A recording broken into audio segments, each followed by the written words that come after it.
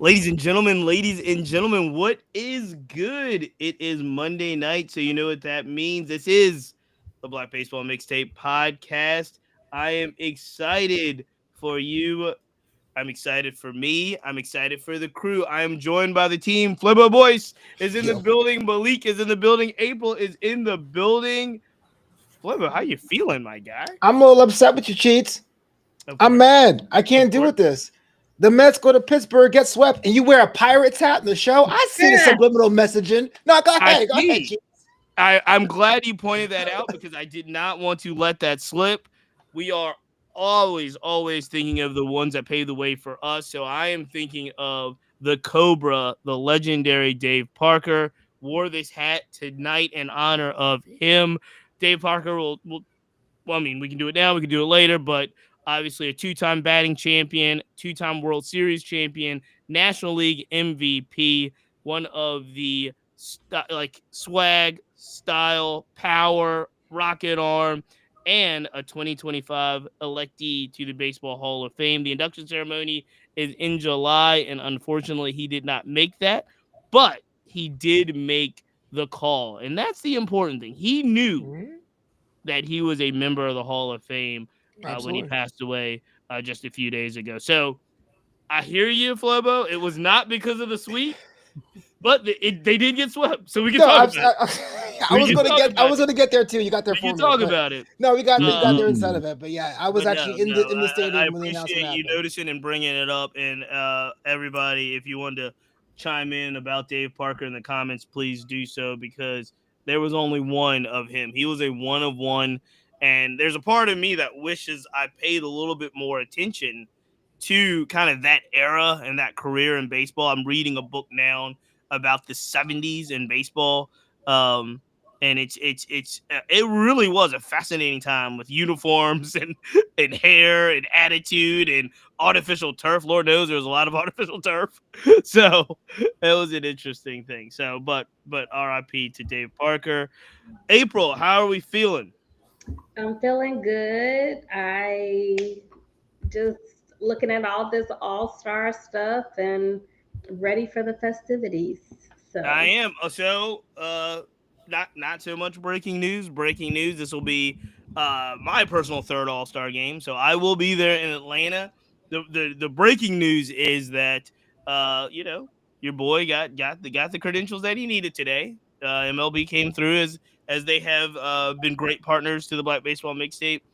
Great people over there, but it feels good to be able to realize like you can breathe easy on that part. You're not going to be like was squatting outside a Truist Park, being like, "Let me in, let me in." You got details? Like what's going on? What you gonna do? To a Yeah, no, I mean, takeover, like hospitalities, it's the interviews? week, so we'll do the HBCU Swingman Classic practice and game. The practice insider tip, fun fact for those of you with the ability to be down there and be a part of Swingman. The practice is the coolest part. That usually happens Thursday night. The game is Friday night, and the game is kind of autopilot. Honestly, they do the batting practice. It's very cool. They're in the Major League Baseball, but usually the practice is at like a local college. I wouldn't be surprised in Atlanta if it's at Georgia Tech or somewhere like that on Thursday evening. And you get to see the coaches really work with the players. You get to see the players. All of the luminaries are there. You get to hear all the speeches. They do a practice. They do a dinner, which is usually also another place where it's just you kind of sit in the back and be quiet and listen to like all of these great people tell why that swing HBCU Swingman Classic is so important. mhm. Usually, speeches from Ken Griffey Jr. and others. And then we'll do the home run derby and the celebrity softball game. More importantly, usually that's that Sunday night, the night of the MLB draft, is also, which is very important. One of the main reasons I'm there. Our partners over at the Players Alliance, they have their Game Changer Awards gala that night, and that is a something that the Black Baseball Mixtape has been honored to be able to stand on the carpet, interview folks going to the gala, interview people at the gala, and it really is the best night slash party of MLB All Star Week. So Players Alliance, our partners, they're fantastic. We'll be there for them as much as humanly possible. And then home run derby on Monday and All Star game on Tuesday. So it'll be a full week. It'll be a lot of fun, and we'll be there. Black Baseball Mixtape, along with hundreds and thousands of other media, will be there. A lot. So excited about it. Malik, how are you feeling on the check-in? I'm not gonna lie. I'm feeling real good. Last week, me and Cheats were head to head in the Black Baseball mixtape fantasy. Were we? Oh god. Yeah, we were. You didn't even know. This is how bad it is. This is how checked out I am, Flobo, because I lose every week. Go ahead. Oh, same here. That's cool. But it was we were locked in heated battle. I was losing most of the week, and then right in the weekend came around, and I won in one category. So if you're in the Discord and if you're in the Black Baseball Mixtape Discord, make sure you're joining our fantasy chat. We talk a lot of trash there. I feel like it feels good to be a certified ball knower. No, it's so hard. We do that already, though. Every year, I tell myself I'm gonna lock in. I'm gonna change my roster every week. I'm obviously watching baseball every day, and it's just so hard. I'm afraid to look at it. Well, I mean, you were beating me without paying attention for the most of the week. So. No, I mean, because again, usually I'm drafting somebody that tore his ACL. It's a whole thing. It's a whole thing. But I'm glad. And I also feel like there's part of me that feels like if I pay attention in the second half, I can get it back. But I don't know. It's rough. Because there's some guys that are changing. There's some guys that are in there that are on the waiver wire. Like I remember when Chase Burns got the call, speaking of Chase Burns, I went to get Chase Burns and he was already like stashed somewhere. Guilty. It was me. Certified ball knower. There you go. I might have to drop him after that last start, but I'm gonna hold on to him. Yeah, there you go. So that is right. That's a good segue. And before we do, our partners, as always, Stilo Sports, the Players Alliance, Rebellion Harvest Sunflower Seeds, Number Game Scorecards, RBG Baseball, and Minority Prospects. Please, we want to thank our sponsors who support this show. We want you to support them.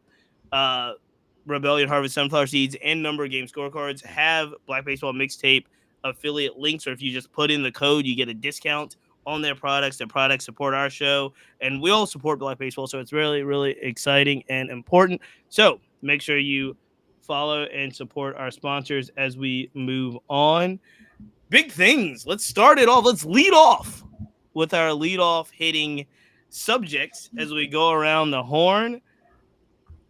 I want to start with Flobo because I know what he's going to talk about, and I want to talk about this because I think it's important.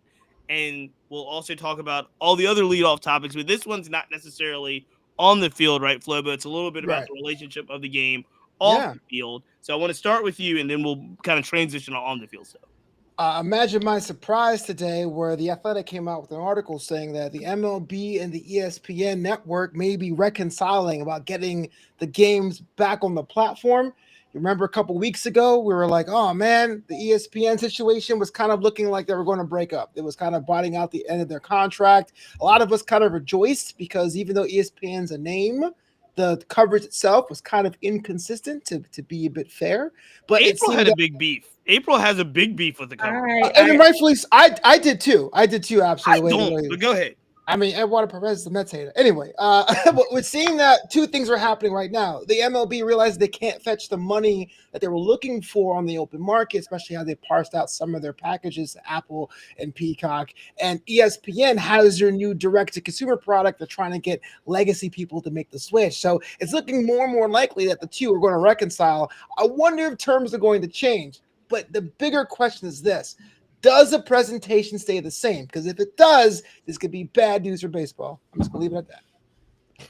Okay, so April, I'll start with you because you'd made it public known earlier that you had a beef with ESPN's baseball coverage. Now, and again, this is – all right, let me clarify before I turn to you on this one because I have a beef with the lack of coverage. I don't have a beef with the coverage itself when it gets covered. But – I'm like everybody else in baseball world feel like they should talk about baseball more.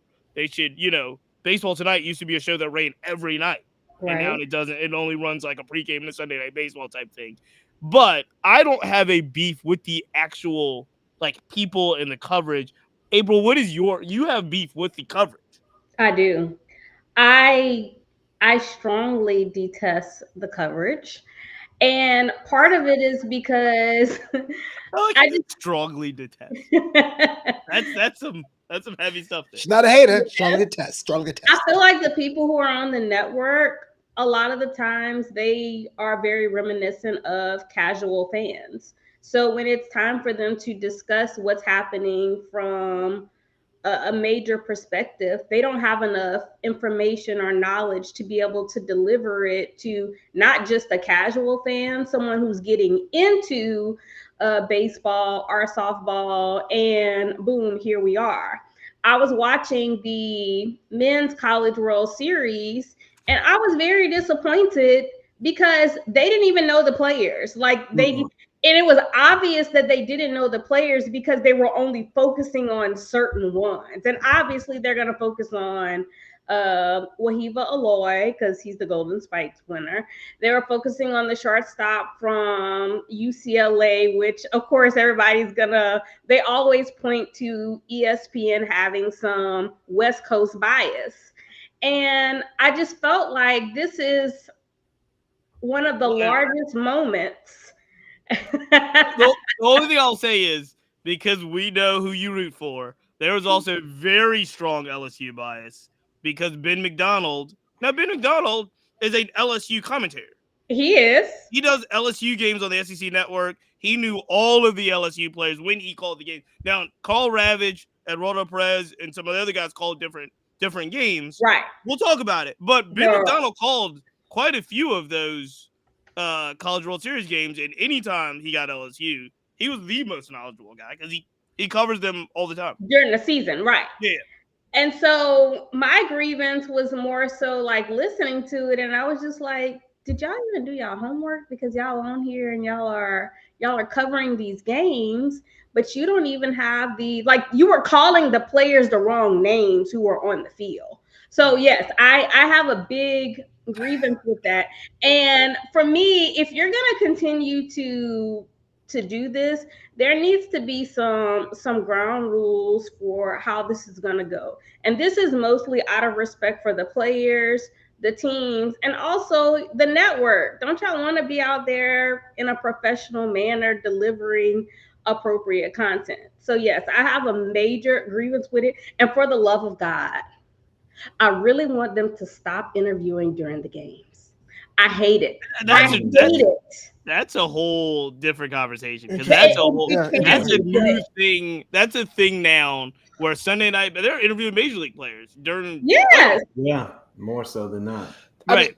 Yeah. So yeah, that's my issue. I just feel like if you're gonna have this, at least know how to do your job and at least know the players that you're talking about. Okay, good. Flobo, you were jumping in here too. And that's my issue with the ESPN coverage itself. You're right. When ESPN had it was full tilt, you had a more NCAA content, some pregame shows, baseball tonight, some personalities. It does seem the team they have now are trying so hard to be guys at the bar that a lot of the analysis goes out the window. And I'm not trying to knock anyone's knowledge. I'm not saying they're not good. I just feel like there's a push to be like, hey, that's pretty cool, right? It's like when you're a company that's casual Friday, you go, this is not really my thing. All right, yeah, you mic up people during the games. I'll give it a shot because a lot of peers don't. I'll give it a shot. But the questions you're getting is like, so what's your favorite kind of pie? And you're like, what? Right. What does that have to do with what's going on right now? And if you're a Dodgers fan, if you're a Mets fan, if you're a Phillies fan, you're losing 10 to 15 games a season with this. So, like, if you're a Dodger fan, you got to deal with this. Like 4 or 5 times every 6 weeks, having your game on this platform with players and announcers that want to be funny, that don't really know the players and the storylines, just focusing on the same players. Is that really good for the sport? I don't know. But this direct-to-consumer offering, this new app could be something big if they try to reimagine what this could be. Malik, the floor is yours. I've got thoughts, but Malik, the floor is yours.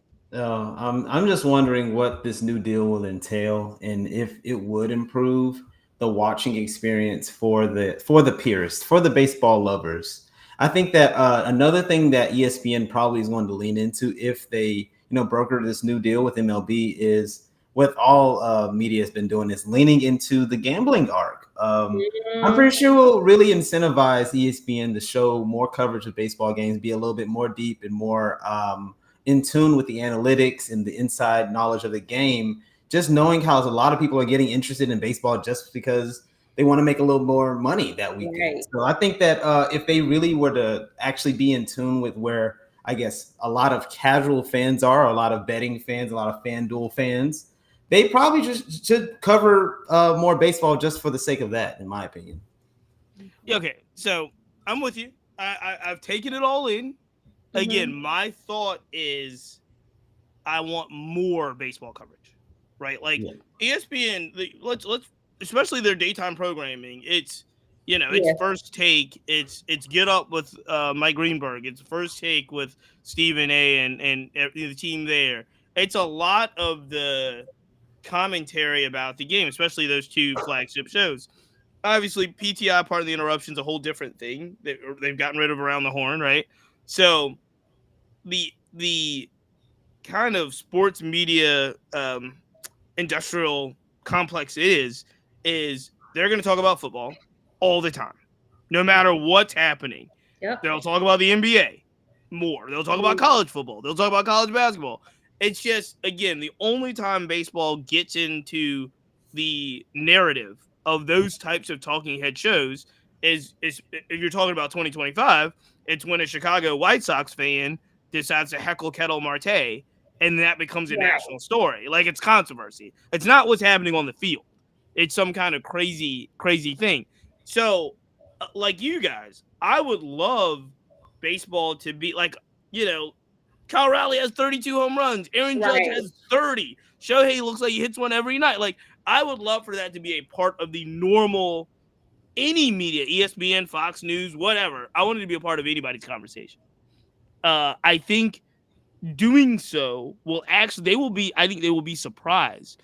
Doing so will get people interested in looking at big games on their network and getting ratings and doing those things. They just never do it. They never give it a shot because it's like, oh, nobody cares about baseball. It's a regional thing. But they never hype up a big series. They never hype. And when you do, I mean, with very minimal effort, you've got the leading ratings getter for college softball, the leading ratings getter for college baseball, with like little background narrative stories. And I think if you built up a really cool Dodgers Padres series coming up, or you built up a Yankees series against the Mets, a Subway series or something, you talk about it in a way on those shows that gets people saying, hey, I want to tune in to see a Chase Burns debut. I want to tune in to see this guy in center field and for the Athletics in Sacramento making all these crazy catches. If they had segments on that type of stuff, I think that'd be better. So long-winded, I'm sorry, I know, but I don't have a problem per se with Eduardo Perez or our guy Xavier Shrugs, who brings a different feel. Yes, a more of a I was a player really recently feel to their commentary. I'm not mad at Carl Ravage or whoever is doing the actual game, whether it's Joe Buck or whoever's doing Sunday Night Baseball action. I think the challenge that speaks directly to what April is talking about is that they just don't have enough of that team, right? So what you're doing is you're importing the Sunday Night Baseball team and putting them in Omaha for a week, right? So of course they're going to be generalist. Of course they might get Eddie King Jr.'s name wrong per se. I don't want to hear that. Nope. So Flobo, you do this stuff. You do this stuff all the time. Absolutely. And if they took, for example, the NXT commentary crew and put them at TNA, there might be some flubs. Hey, look! If you look at Worlds Collide, they had Corey Graves and Conan. And were they great? But the Roku team takes one commentator from each team, and they do that for the morning leadoff, and it works. So again, like an SEC network guy like Ben McDonald did do some Omaha games. Right. And when they did the games, it was good. You could tell the people who regularly do the games versus the others. And I just feel like as a major broadcasting network and me being a legit fan, fans deserve more than the bare minimum that you're giving them. And I think that is the part where, as a professional network, you owe it to the people who are spending money to watch this network to deliver a product worth watching. No, I understand exactly what you're network. saying. You know the funny part about about any commentary talk? Like, I'm seriously, any commentary talk. The funny part about any commentary talk is, in my lifetime, this is, my generation of baseball fandom, Sunday Night Baseball is anchored by two men, John Miller and Joe Morgan. John Miller and Joe Morgan were, I would have said, the gold standard of what a Sunday Night Baseball commentary team was. John Miller, I think he's still out in San Francisco. I think he still calls Giants games. He used to call the Orioles games on, I want to say, Home Team Sports. But John Miller and Joe Morgan were, I would say, the top level. And do you know about commentary? People complained and complained and complained about those two guys until they were removed, right? Like, until Joe Morgan retired and John Miller moved on. And then the next day, it's whatever happened to John Miller and Joe Morgan. They're the best, right? Like, Joe Buck, I think Joe Buck's great. I think Joe Buck calls a great game. I do too. And it's Joe Buck and John Smoltz. Do you know how many people honestly complain about Joe Buck? Listen, Quite a few. Like, again, it doesn't They turned around on Joe Buck. They recently, do. though. But Mainstream has I turned think, around on Joe Buck. I don't think who it is. I'll never forget. I mean, again, this is not baseball, but I would never forget one. I was a big college basketball guy. I love Dickie V. I just remember a guy telling me, a guy I respect and love a lot, told me if Dickie V ever called a basketball game he was watching, he had to turn the sound off. Like, he just didn't watch it. You know what I mean? And it's like, I get it, but I think commentary people are just easy punching bags. I get that part too. Because growing up, my dad hated Joe Morgan, so I'm gonna speak from that corner, right? But commentary is only a slice of the presentation, and I'm saying this as Apple got a lot of flack when it started, but it's established itself as being the more tech heavy, more stat based presentation. Roku is early in the morning, 11 o'clock Eastern on a Sunday, but they're the ones that make that national presentation feel local. ESPN, with no social media presence like MLB on Fox, just decides to have one game a week, and everything comes down to this. And I flip it on, and it's people getting names wrong. It's the stupid questions out in the field. So everything gets weighted heavier because there's no ESPN on baseball presence 6 other days out the week. Yeah, and there you go. And on Threads, like I see Mina Kimes all the time. Like, one thing she gonna do, she gonna cheer for some Cal Riley and the Mariners. And I'm like, you have people. Jessica Mendoza's great. They've got good people over there. Yeah, that's what I'm saying. You have Buster Olney and Tim Kirchin are fantastic. The product, and then you watch the WNBA coverage, and I'm gonna shout out my girls because the ladies, they do excellent work on on this coverage. But I just feel like that's something that baseball can have as well if they put the right people in there. You got Andrea Carter, you have Cheney, and you have, I can't think of her name right now, I'm going blank, but y'all know who I'm talking about. They do such great work, and I think that MLB can also have that kind of coverage. That's a good question, because I wonder how much, given what you're saying and given what we know, I wonder how much say do those guys even have to be like, hey, look, let's do this, let's try this on Baseball Tonight. They may not have any say whatsoever. You know what I mean? And maybe not, because again, like you said, it's one game Sunday night without a lot of other, like, they're not building a spaceship to be kind of right now the most dominant player in Major League Baseball. So it's like I'm interested to see, because like I said, I think the people they have doing this stuff is good. I think the arguments we have is, kind of some of the presentation about it. If we're putting kind of, square pegs in round holes type thing to make certain outs. Because again, those same guys, the guys we're talking about, guess what they're going to be doing in a couple weeks? They're going to Williamsport, and they're going to be calling the Little League World Series, because that's what it does. They don't have enough people. So you're going to see, Carl Ravage out there in Williamsport, Pennsylvania, calling the U.S. Championship World, Little League World Series game. So, and again, they like it, they enjoy it. Right. I've had the honor of actually asking Carl Ravage himself on a podcast. Shout out to my guy Parney Time, what he enjoys doing the most, and his answer was the Little League World Series. He enjoys it the most because the purity of Little League baseball. So yeah, and I think too, for me, you can see a lot of I think the critiques are fair, and I'm actually surprised that ESPN hasn't taken this in more because that is, and I mean, I'm a Dodgers fan. I know we're on all the time. I know they talk about Shohei all the time, so I get it.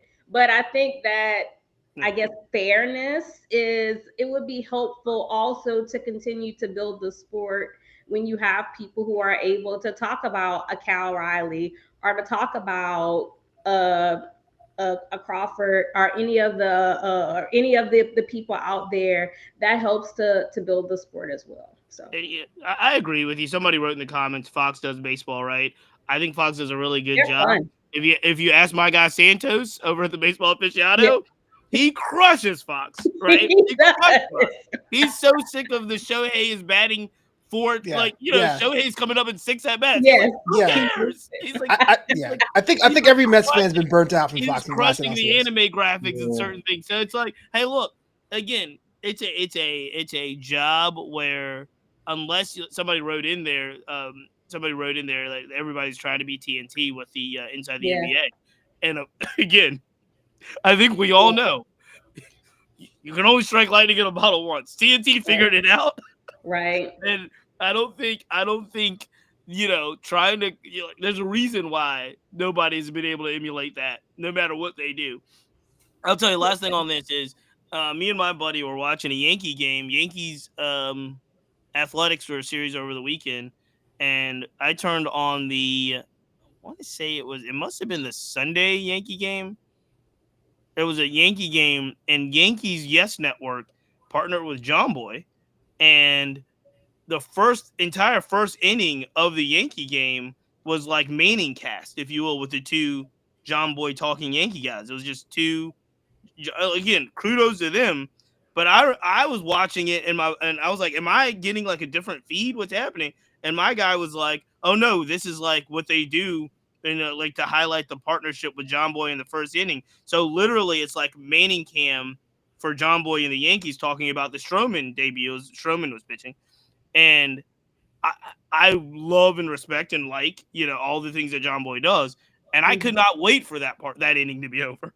I was like, I didn't sign up for this. Whereas like the regular commentary of the game, because again, it was very meaning castish. They were talking about all kinds of different things while the game's going on, right? So I was just like, ooh, like I love what ESPN did. I guess it was a couple years ago when Manning Camp stuff really took off. They did K-Rod, remember? So you could turn on Sunday Night Baseball on ESPN2 and see Michael Kay and Alex Rodriguez doing the Manning cast thing. And people hated that. It made for some of the most weirdest moments in all of baseball, especially when Derek Jeter was invited to come on. It was insane. But I like the option of being able to choose ESPN, hear the regular game, and then choose an alternative cast. I don't want to be given like some of that crazy zany, you know what I mean, type. So I would turn on the Flobo channel to get the zany stuff. We should do that for real. There should be a all cast for that. By the way, go ahead. I meant L. Duncan. It was L, Shaney, and Andrea. That's the cast. Like everybody, for the most part, they love the commentary that they do for the WNBA. So yeah. What does that mean? I'm very hesitant to say everybody loves anything because I'm sure I could go on Twitter right now and have somebody say get L. Duncan. Everybody loves Chiefs though. No, you don't argue. No, trust me. Again, do you see what they did to Doris Burke during the NBA playoffs? Again, and I was like, I like Doris Burke. Everybody 2 years ago, everybody loved Doris Burke. Now they were like, if Doris Burke got fired tomorrow, everybody would be like, fine. I'm like, it's what happens, man. It's a thankless job. But I also think it's like, and I know we're gonna go. I think it's popular for people to just be antagonists right now. Everybody wants to make a moment being an antagonist. Absolutely. Absolutely. All right, we are going to move on. Flobo, great job on the on leadoff topic number 1. We're gonna go to leadoff topic number 2, and we're gonna jump to on the field stuff. April, I think you have a really good one because last week we spent a lot of time talking about the All-Star voting process and how much we have trouble with it. You have more along those lines, so take it away. All about April. Yes. So I don't know if y'all are aware, but number 1 this weekend, can we talk about James Woods getting walked 4 times by the Angels? And if I'm not mistaken, the last time this happened was against Barry Bonds. 2004. So All-Star votes come out, and he has not made it on the finalist list. In fact, for the outfield, the finalist list includes Ronald Acuna Jr. of the Braves, P. Crow Armstrong, PCA, P. Crow Armstrong of the Cubs, Teoscar Hernandez of the Dodgers, Andy Pages of the Dodgers, Juan Soto of the Mets, and Kyle Tucker of the Cubs. And so a lot of people are actually shocked that he did not make it into this finalist list. So my question to y'all is, out of the names listed, who would you remove and replace with James Woods? Pick a Dodger. Pick a Dodger. Pick a Dodger. Got her. Pick a Dodger. Boom. He said pick one. So either one, yeah, for real. Either or. I'm sorry, Pages and Teoscar. Really, I'm just saying, like, out of all those outfielders, I gotta keep pretty much every single one of them. Even Juan Soto. Juan Soto brings the fanfare, and he's killing the ball. Acuna, it's at Atlanta. Pete Crow Armstrong, he has to be in the game. Kyle Tucker, he's also been balling. You're gonna have to pick a Dodger here because James Wood is better than both of them. You know, I'm never gonna go against Kyle, but my question to y'all, I know, and I'm about to start some stuff here. I know All-Star is in Atlanta. Yes. Has Acuna played long enough to have earned this spot? Acuna's the only person playing. Period. That team is so dysfunctional right now. I think he's had the impact. I think he's had enough impact. If we've seen how many home runs he's had these last, I guess, 30 odd games, his WAR is already above 2. I think he needs to be in that game. Yeah. I'm just being messy, y'all. Don't mind me. I know it's in Atlanta. He deserves to be there. You asked a fair question, April. You really did. That's a fair question. That was a fair question. It's a fair question. He's played the least. He's played the least amount of games. I mean, about Acuna, yeah, that's a fair question. The question is, does he deserve to be in the All-Star game? I'm going to say for the reason, not only just his play on the field while healthy, but for all the reasons that we were saying otherwise. He is the biggest star on the Atlanta Braves. His body of work. Now, this is where I do say there's some kind of legacy body of work type stuff in there. His body of work has proven him to be an all-star. He is back to all-star form. He absolutely should be not only in the all-star game, but he's also the first player that accepted the invitation to the Home Run Derby. He did.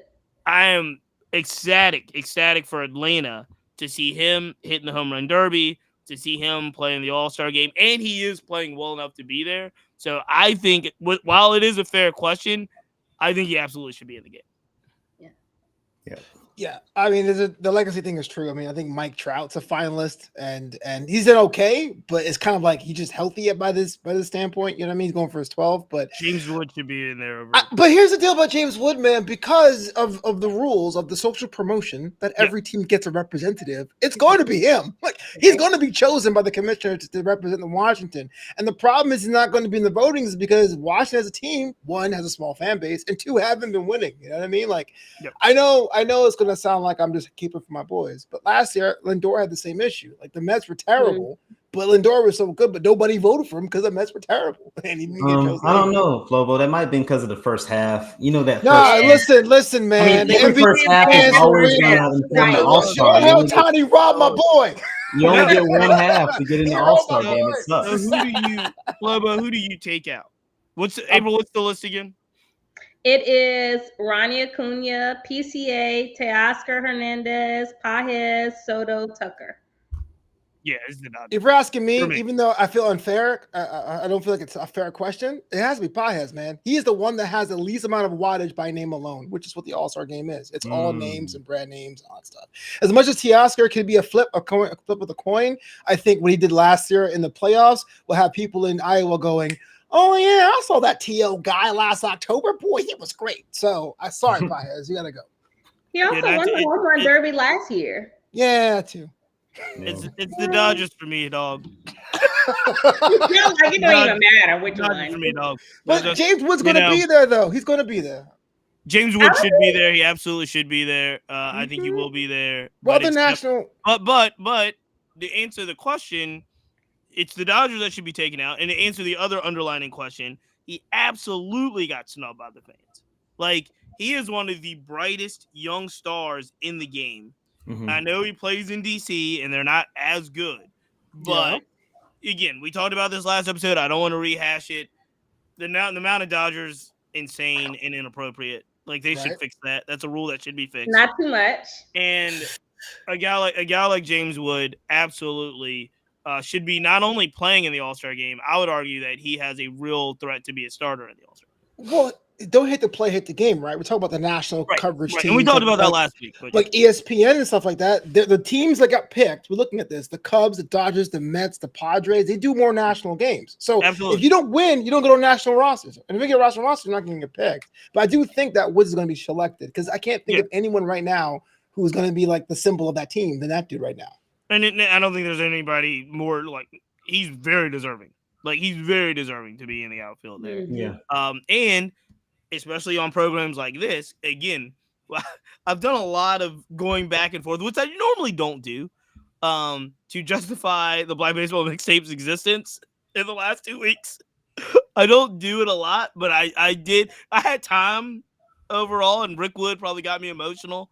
But programs like this is programs and platforms where James Wood obviously should be, right? And again, the fact that we're saying people don't know about this superstar in DC who's from Maryland, who's, really doing amazing stuff, is a little bit of what we're talking about is a little bit of a failure on not necessarily. MLB does a lot for James Wood. There's a lot of MLB Network James Wood stuff, but I'm talking about the collective conversation of sports and the lack of baseball's position in it. James Wood should be close to a household name based off of how young he is, how great he is, how much of a star he is going to be, how much of a star he already is. And the fact that he's not, to the point where Pages gets more All-Star votes than him, is insane. It's a great failure of the system. Sorry. Listen, don't make me start defending Pages. Yeah, we kind of this broadcast. Who invited Pages? Who invited Pages? Pages right now. I was picking Hey, look, if you ever wants to come on the mixtape, we love you.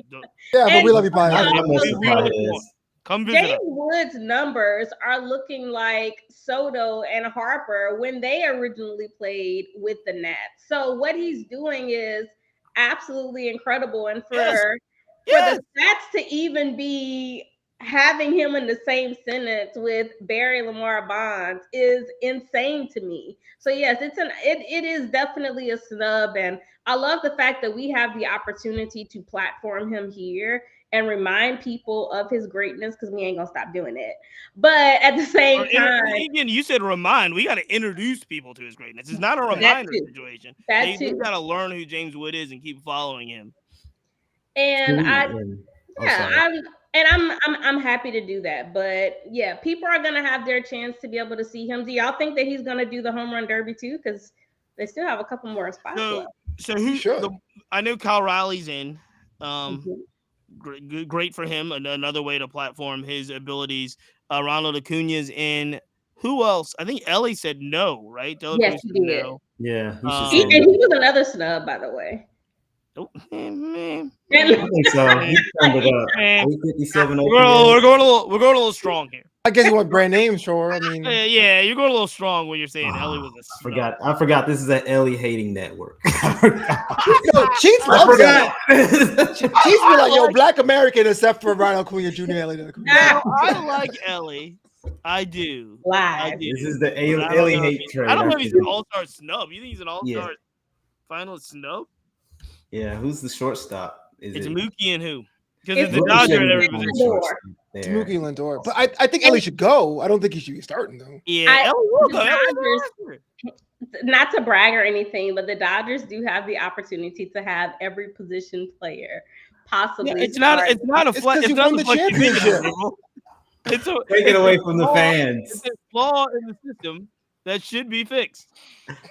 There's too many opportunities to vote. There's way too many opportunities. 5 times a day. So again, and legally, my guy on this too. Obviously, James Wood is one of my guys. When I look at the American League, do you have the list in front of you? Because is there a number of outfielders that are better than Byron Buxton? Because he's not a finalist either. We got Riley Green, Stephen Kwan, and Mike Trout. Listen, I love Mike Trout. Byron Buxton should be in there. However, but I like Kwan. He's cool.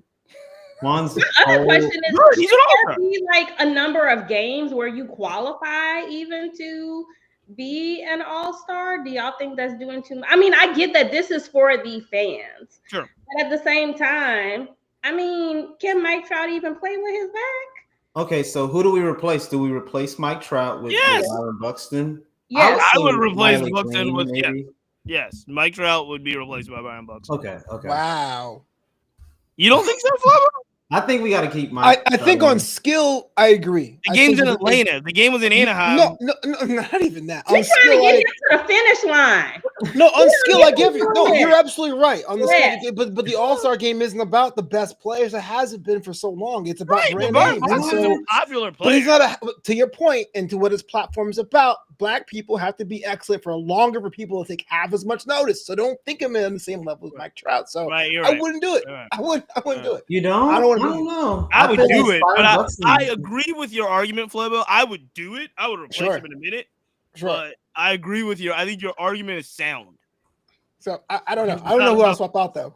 Maybe. I'm just saying he's fragile and I want him to last for the whole season. So we can put him on the bench and leave him there so we can get the second half of him as well. You gotta bring it back, do something. You gotta call Mike Trout yourself, April. Like, listen, Mikey. Get a number, I'll call. So look, rest. We got a week or so. Well, this will really be flushed out, and we'll have some real serious all-star selection position arguments. Because then again, we haven't even got to the cycle of all the guys that are going to drop out, not play, and the replacement people that get put in there. And there's going to be a lot. But I do.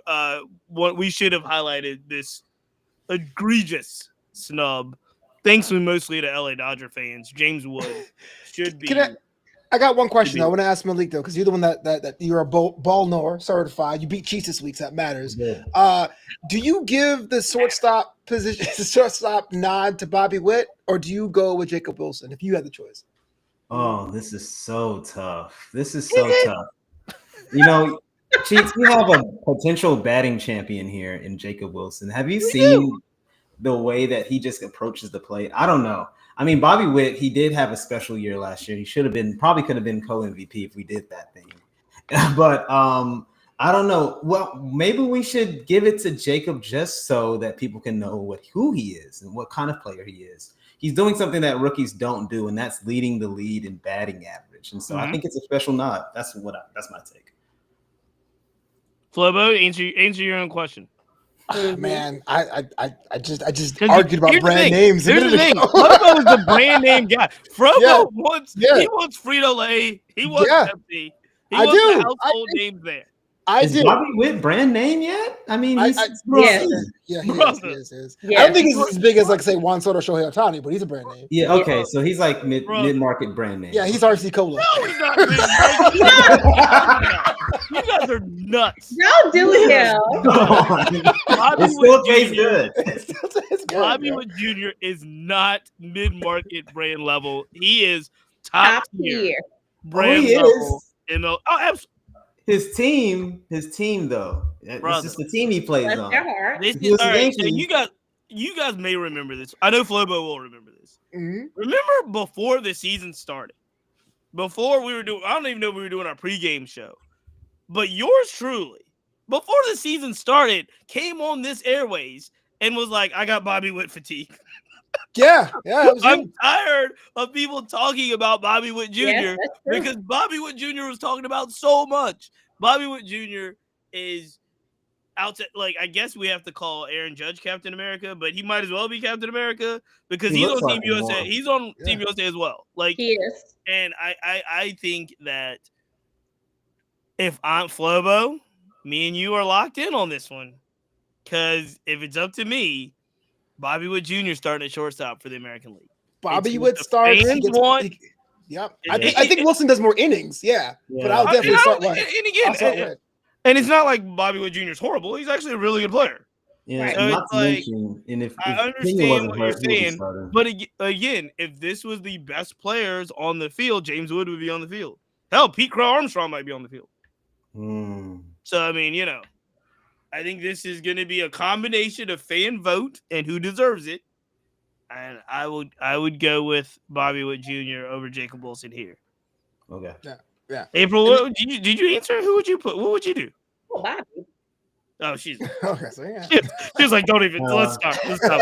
Yeah. Listen, Jacob is good. Yeah, let's hear. Who are the fans coming to see more? I mean, I'm just saying, Bobby. Jeremy Pena could have been in if he didn't get his rib broken a couple of days ago. So true. Jeremy Pena was leading the league in shortstop war, but he got hurt. And again, Texas is different, bro. Houston is different. They be voting. My wife went to an afternoon game on Thursday of last week. She was in town for Beyonce. She went to an afternoon Astros game on a Thursday, and I want to say it was like 30. I don't know how many thousand fans. It was it was packed out, and she was just like, "What is happening? Like, is there something special?" And they were like, "Nah, bro, it's Thursday." Right. The tickets were out of this roof. They're expensive. Mm-hmm.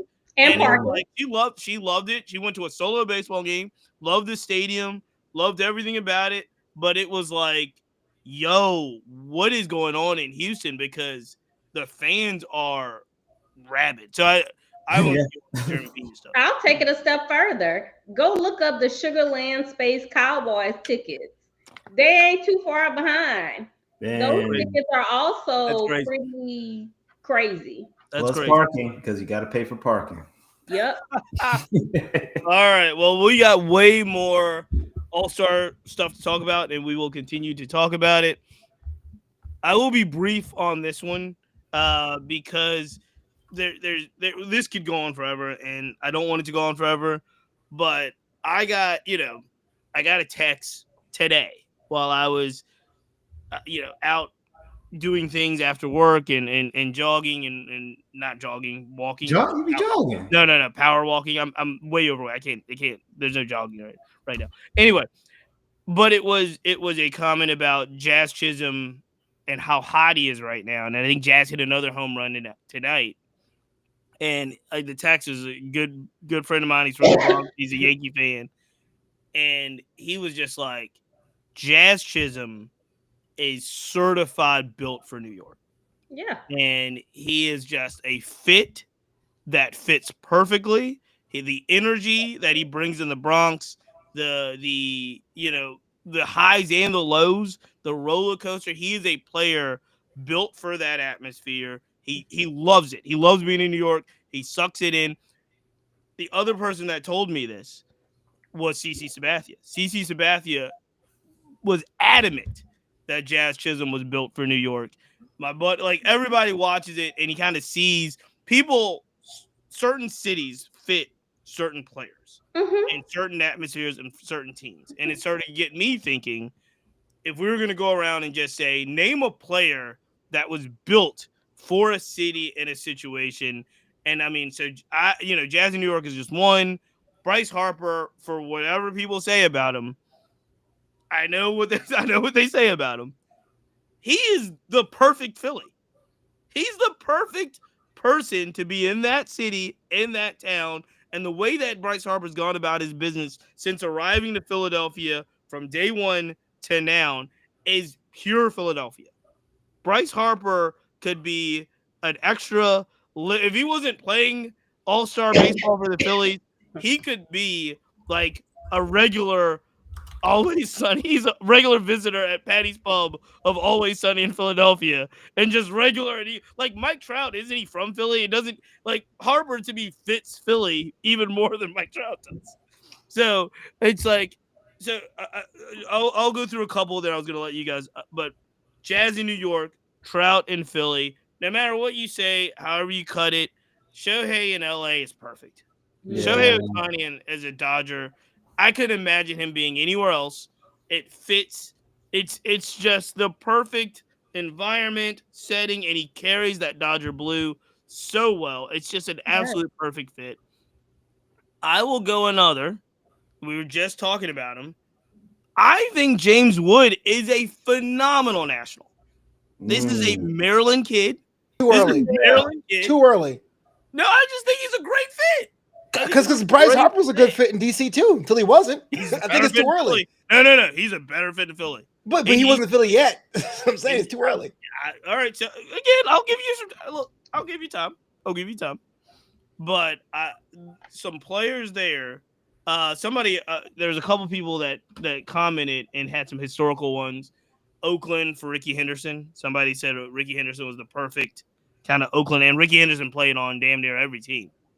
So when you think of Ricky Henderson, do you think of the Yankees, or do you think of some of the other teams? You think of Oakland for me. I think of Oakland. And I do think Ricky Henderson was a perfect fit in Oakland. This is probably to Flobo's point a little bit in regards to, I think you got to see it to fully understand the importance of it. So I'll give you a nod on this one in the sense that obviously Griffey played for the Mariners and Griffey played for the Reds. Reds was actually the homecoming for Ken Griffey Jr., right? That was home. The Mariners seemed to be the fit for him. Right. Yeah. Last one I'll say, and I'll turn it over because a lot of people don't think about this one until we were talking about contracts. I think Vlad Jr. in Toronto is the perfect fit. Like I think Vlad could be a star in New York. I think Vlad could be a star on another team. But I just think Vlad Jr. and that Blue Jays, and his ties to Canada. I just love that story. I'm not sure what the vibe of Toronto is in baseball. Like, you were there. I was there, but and they have baseball, but I don't know what the energy of Toronto is in baseball. So I'm not going to say no. Cute. But over there. It's cute. Yeah, I think it's loud.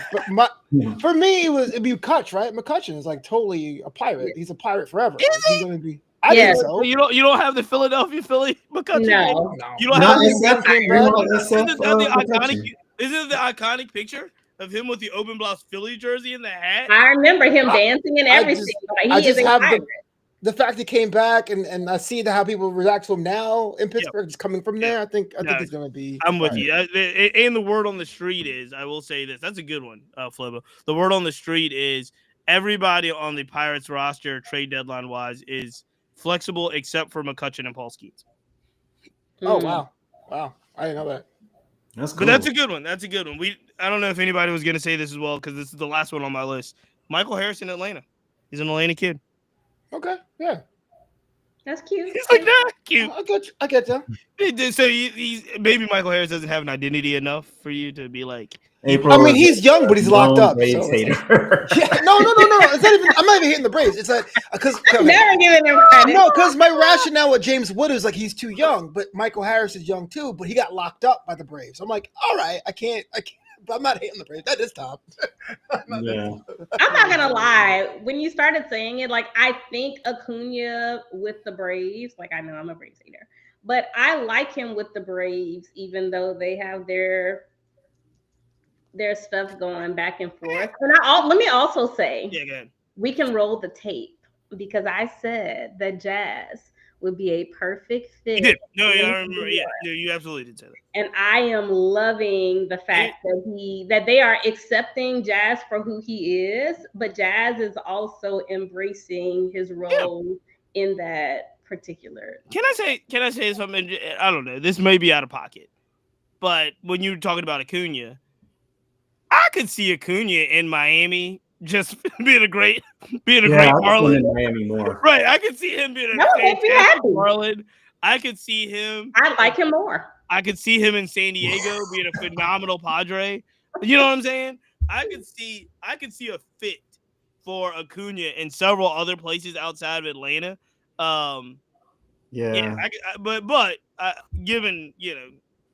could I can't see some of these other guys thriving in other places where the fit is, but I definitely think Acuna could find some places where I don't want him to be in New York. I don't want him to be in LA, but I could see him in San Diego. I could see him in some other place where it's like, I have a pretty good one on mine. What do you got, Malik? So this one actually happened when Isaac Paredes got traded to the Houston Astros. Yeah. That was a match made in heaven. If you know anything about Houston, Houston is nearly 50% Latino Hispanic, and about 2/3 of that population is Mexican American. And if you ever go into an Astros game with Isaac Paredes there, you're gonna see Mexican flags up, small and big. In the jersey. In the food out here, he eating. He's peak male form out on the baseball field. When he's out in Houston, he goes out and hitting the home run. He goes out there and gets a taco at probably 2 a.m. because you can do that in Houston. Yeah. So I think he's built for Houston. The crowd, they love him. He can interact with a lot of people here a lot more than I think he did in even Tampa. Tampa doesn't have that same, vibe as Houston does when it comes to the Mexican culture, I would say. I like it. That's a good one. I would never have thought of that too. So that's a really good one. So we've got so Flobo's got one. Malik, April, who's your perfect fit? Who's some perfect fit players?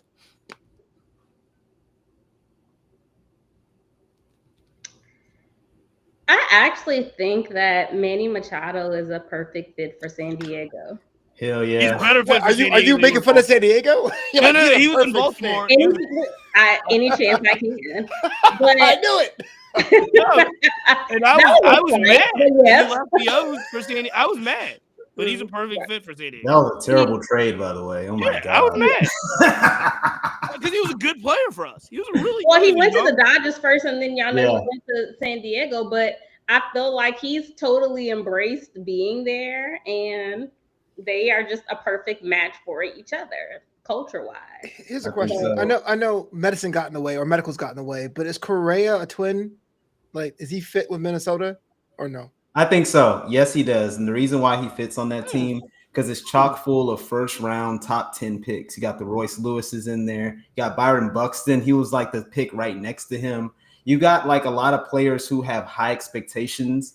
And I think Correa was the fit for that team at the time and for right now because Brooks Lee, pretty much any player that's a position player with the Twins is a first rounder. And I think Correa is the type of player that can get the most out of them. I don't think there was a perfect fit in Minnesota since Kirby Puckett. That's a hot take. I'm thinking Minnesota Twin. I'm thinking Kirby Puckett. And if I'm thinking like maybe Torrey Hunter. Torrey Hunter after that? Like Correa, I feel like could have been on the Giants. Wasn't he supposed to be on the Giants? He was supposed to be on the Giants and the Mets. Physical. Yeah. I don't think his swing really works for. I can see him working in other places. Yes. Yeah. And I can see him being a bigger star in other places. Okay. Yeah. But yeah, I mean, look, Torrey Hunter, who's a iconic twin that we just like look at the Twins and say this is somebody in the comments was rightfully so. Atlanta Braves, they thought Chipper Jones, Atlanta Braves, iconic. Yeah. Minnesota, Andrew Jones, iconic. Yeah, and speaking on Acuna, I really think that Acuna's situation in Atlanta is really just because of that shotgun marriage he got into with them a long time ago, and so that's really why the only reason why we see him as a Brave. And if it could have been otherwise, he could have been looking at free agency next year. Right. But No, he's going to be there Hey, until he's listen, 30. I'm always praying on their downfall. So I am too. Can I ask a Remus question real quick? So the news came out this week that friend of the show, Tommy Pham, hit 10 years of service. yes, and this 10 years of service, he was on 10 teams. So if he ever decides to, or ends up going to the Hall of Fame, which cap would he wear? Because he's been with the Cardinals. Oh, this is a great question. Oh my God. More importantly, when you think of Tommy Pham, what team do you think of? San Diego for me. The Rays for me. St. Louis for me. It's Rays for me. So we all got different ones. For me. Cardinals. The Rays when he's like, I did it myself. I didn't need my and he had the biceps. He had the interview. Didn't the Cardinals draft him though? Wasn't he? No, he has more years. He has 5 years with the Cardinals. Yeah, cut his he teeth played with with the the Mets. He played with the Diamondbacks. Yeah, they were spinning him around. And let's just talk about really quickly how Tommy Pham is playing his way into another team because trade deadline is approaching. He said again. Now I'm starting to think about this, and I was like, this man was playing chess, not checkers. So he comes out with the whole post-game commentary about the contacts have been wrong all year. He's kind of figured it out. And he said, you're going to start to see me hit some home runs because I've got this thing figured out. He's hit 2 home runs, I think 3 home runs since then. Yeah, and he's hitting 400 tear. 7 games. And now whenever somebody needs a right-handed bat, they're going to say, like, let's look at Tommy Pham. And Tommy Pham's going to say, don't judge me for the whole first half of the season. Judge me about once I got my contacts right. And that's the hitter you're going to be getting. And I'd sign up for that. Mm-hmm. They're going to say cash considerations, or do you want this random low A pitcher? No, I'm for that. Cash. And I mean, again, you guys are you two are the Astro people in this group, and they're looking at a left-handed Cedric Mullins bat hard. They're looking at something. I think he's going to end up in Philly somewhere. If anybody was playing himself, and I love Cedric Mullins, if anybody was playing himself out of a trade, it was Cedric Mullins. And I guess that maybe O'Neal Cruz is trying to play him out. I guess lazy himself way into a trade. Is that what he's doing? Let me ask you this before we completely switch gears. They've got the big 3 in Boston of the young guys: Christian Campbell, Marcia Mayer, Roman Anthony. Are any of those guys that you think are just like the perfect fit of a Red Sox? I feel like I can name ones that are not perfect fits for the Red Sox more than that, and that like Christian Campbell for me is not good for them. Dustin Pedroia. Yeah. Pedroia reference to 25, man. David Ortiz. I honestly just want him out of there. That place is just such a. It's not good for the colored people. Did you not say the colored people? We nominated delegate. Not me. We, the delegated nomination says Rafael Devers, get out of there. That's weird. No, I'm serious. Look, there have been some black people that have played in Boston successfully. Yeah. Carl Crawford went there and then he became a gangster. Move on. Jim Rice. Like they say on Real Housewives, name them. Jim Rice, Move on, Oil King Boyd. Anybody remember those names? It's like 30, 40, 60 years ago. like Boston's stuck in time. Rough trade. All right. Well, look, this was fun. Malik, let's close out the round robin. You said you have some on the field catcher talk. Yeah, let's wrap this. So guys, I think we are we're approaching probably the greatest catching season we've probably ever seen. Probably in my lifetime. I'm quite young. Malik, I hate to do this to you. I hate to do this to you, and I don't. I want you to go back to it.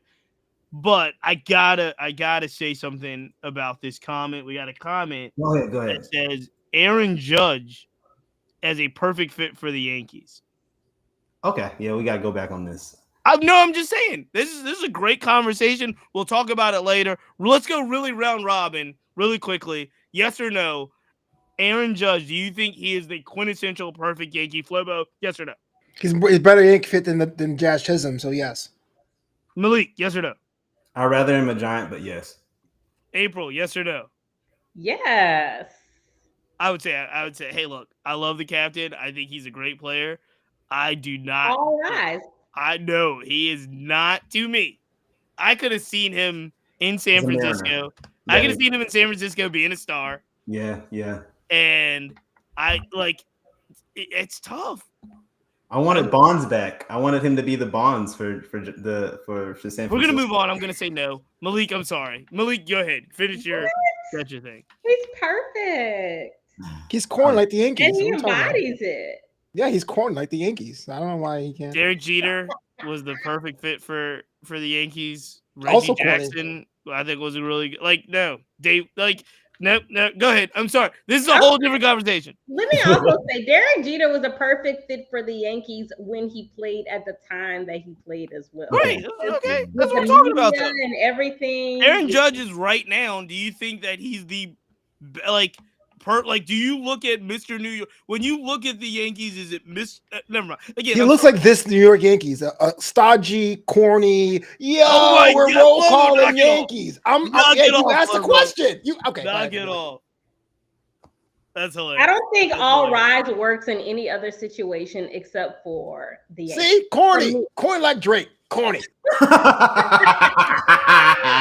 And his name is Judge. See, There, you know what? Stop it.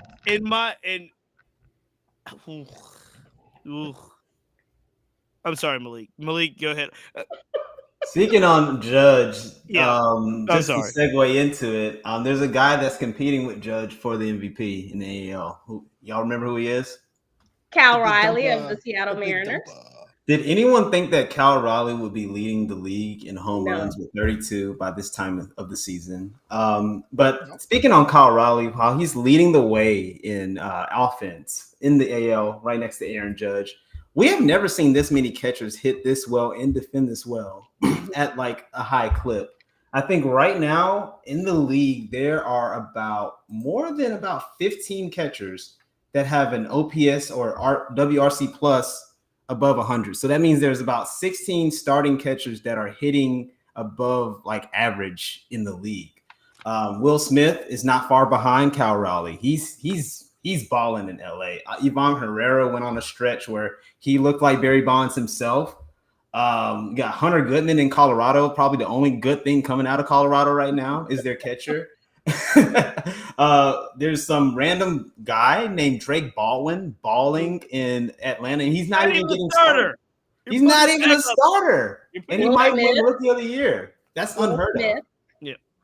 Yep. And so all these catchers are hitting, and then if we go to the B tier, you got the Dylan Dinglers, who's probably going to win Gold Glove.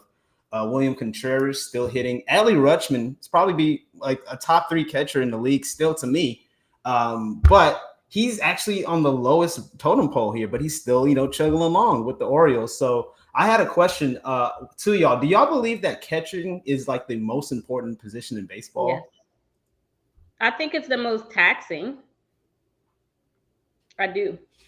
Oh, absolutely. And the thing is, I thought with pitching leading into velocity and all the funny hybrid pitches and the more time to work with that for control, that we were going to see the end of the power hitting catcher. So Kyle Riley's actually, to me, an anomaly. I think it was going to happen. So the fact he's doing it and he's on pace to do what 66, 67? Yeah, maybe even 70. Keeps it up. So yeah, it's like you're the quarterback, man. You're calling the games. You're working with the pitchers. I want to see my brothers do in that position. That's what I used to do in the show, but it was too hard to switch to first base. You know what I'm saying? It's important. Yeah, pitcher was always that position, the last one that anybody wanted in high school. It was you're either the second string infielder, or you really wanted to catch. yeah, it's a lot of work. I think it's a very important position. I do not think it's the most important position on the field. But I think which one is more important than catching? Pitching, so shortstop, center field. Yeah, I think you got to be strong with the middle, man. I think pitcher, center fielder, shortstop, second base. Shortstop, but there's a shortstop and a center fielder call a game like a catcher can. And some catchers don't call games these days. Not these days. You're right. Yeah. But I'm with you. I think the athletic ability of a catcher these days, bigger, stronger, faster, more athletic, better players. And the fact that Drake Baldwin's not a starting catcher every day because they've got, they've got is it Murphy? Is it? Is it Murphy? Yeah, almost. Yeah. You already forgot about it. I didn't forget. I didn't want to get it. I didn't want to get it confused. But yeah, I mean, I think it's a critical position, but I just you got to be strong up the middle. You have to be, and you got to pitch. You got to pitch. Good pitch. This is what I know. And again, catchers contribute to this. Mm-hmm. But if we saw anything, April, you're gonna love this because I'm going back to the College World Series here. Mm-hmm. Good pitching shuts down good hitting. Yep. Majority of the time. The majority of the time, if you've got a hot pitcher, you could have a hot lineup. How hot?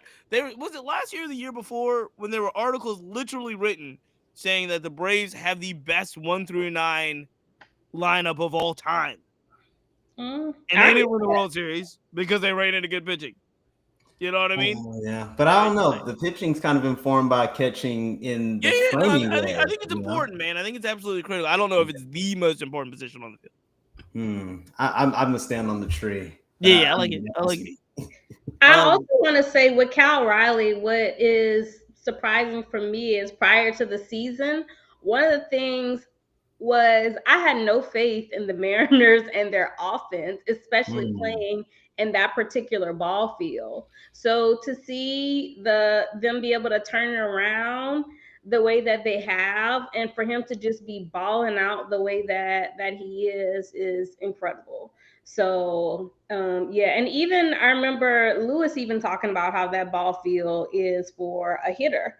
So for him to be doing so well is definitely something that we all should be paying very close attention to. And I'm speaking specifically for Cal. Now, for Drake, typically, and we've seen this with a lot of rookies, once they get called up, they tend to ice out or slow down. He's not doing that. He's actually performing better and better as the season goes on. So it's just great to see catchers have their moment because we watch the DHs, we watch the shortstops, we see the plays, but no, catchers are definitely having their moment right now as well. And they're making their money. And the future's bright. Speaking of, look, this guy is this one is different because I don't know if you actively want to root for a trade, but they did announce for the Mariners that Harry Ford's going to be joining their taxi squad for a couple days. He's not going to. Again, Cal Riley's there, right? Yeah, right. Harry Ford has also been named to the Futures game. The Futures game rosters were released. There's some really exciting names on the Futures game. We'll talk about that next week as we get to the All-Star game as well. But Harry Ford's one of those names for the second year in a row is going to the Futures game, and he's just got no place to play. So. It might be best for him to get traded, get a better opportunity somewhere else. Hey, who knows? Last thing before we close this episode out, some really good comments that I don't want to ignore. Somebody was like Tony Gwynn in San Diego in regards to just fit. Somebody says Jackson Merrill in San Diego is a good fit. I don't know Jackson Merrill's background enough, He took that money, so I guess he's gonna be a good fit for him. He could have got a little bit more. You know what's weird? We have not talked about any of those Windy City, Chicago. Like, is there a quintessential perfect fit right now playing? Because somebody did say Bregman in Houston. Bregman was a perfect fit in Houston. He was. But we haven't talked about any White Sox or Cubs. Is there any White Sox or Cubs? Or any players that Frank Thomas with the White Sox. Frank Thomas, the big hurt. I feel like when Abreu was playing, he was. I mean, when Chicago had that Cuban movement, when they had like Dahl, they had Juan Moncada, they still have Luis Robert. I felt like Abreu was their guy. They had that little project they was doing. They did. Can I be honest? Like a lot of women I know followed baseball when Javi Baez was a Cub. Okay. Yeah. Yeah. I wonder why. Yeah. I'm trying to think. Is Javi Baez a good Tiger? Is he like the perfect? He is now. Yeah. Oh, what's his name? Yeah, forget that all those last Scooble. School seems to fit in the Motor City just fine. Oh yeah. Somebody Yeah, said absolutely. Ventura in Chicago. That was another good one. Ventura, Yeah. yeah, definitely Ventura. Yeah. All right. Well, this has been real. This has been another fantastic episode of the Monday Night Crew of the Black Baseball Mixtape podcast. I almost forget, like Sean Murphy, but we're back. Before we get out of here, we have to again thank our partners: Steeler Sports, the Players Alliance, Numbers Game Scorecards, Rebellion Harvest Sunflower Seeds, RBG Baseball, Minority Prospects. There's a lot coming as we go through the pipeline this week. And for those asking, I don't know who has been, but for those asking, there is not one but two comic strips coming of Black Kids Play Baseball, or it will be back. The Adventures of Little Cece will be back. And there's a lot of new exciting things are down and coming as we approach the All-Star game and All-Star week in Atlanta. So I'm really, really excited about that. Flobo, do we have a new In the Booth coming? What's happening within the booth? Man, I can tell you one thing. I got so many cancellations. Dude, everyone's been doing, but we do got some things planned for you on that tip. Of course, in the meantime, we've got the Flobo's Flow on the blackbaseballmixtape.com website. Is my favorite thing of all time. Thanks for putting me on that platform. I appreciate that. And of course, fantastic. My personal page, Just a Sandwich. We had an article in advance of Dave Parker being selected to the Hall of Fame, being nominated for the Hall of Fame. It reran this weekend. It was a timely passing. So check it out at justasandwich.com. There you go. April, 10th inning talk. What's happening? Yes, if you haven't checked out my episode last week, please make sure that you do so. I talked all about the East-West Classic and, of course, the Men's College World Series. This week, I'll be updating y'all on what's happening with All-Star, etc. So be on the lookout for that. There you go. Butterman Kane Baseball. What is happening? What's happening? We're going to be traveling to the Midwest. Hopefully, I can make it to a Wrigley game, and hopefully, I can make it to a Tigers game too. So we're gonna make our tour up there and see if we can get some good notes and some fan experiences up there. See if I can find some more Black fans, which I will. We will find as many Black fans as possible. Hey, look, good news for those who are listening still. I want you to make sure you've subscribed to the podcast. Make sure you tell a friend. The month of June, 2025, I can say there's good news and there's bad news. There's not good news and then not as great news. The good news is we did for the year June, we had more podcast downloads than any month this year, which is really good for us. We're gaining momentum and so forth. The challenging part is that we did not have the most unique listeners this month, so of the month of June. So basically, there are a couple folks that ran it back 3 or 4, 5 times. Oh, you're welcome to do so. You might have found a part, that you want to re-listen to. That's great. But tell a friend, because we can tell the difference between what's a unique listen and what's a download. And we had more downloads, which is awesome. We had more downloads than any month this year in the month of June. And we got to get, our goal is to make sure that everybody knows the word and get the unique listeners up. So make sure that you continue to support. I want to thank all of you for doing so. So much more to come. And, we'll be back. That's it.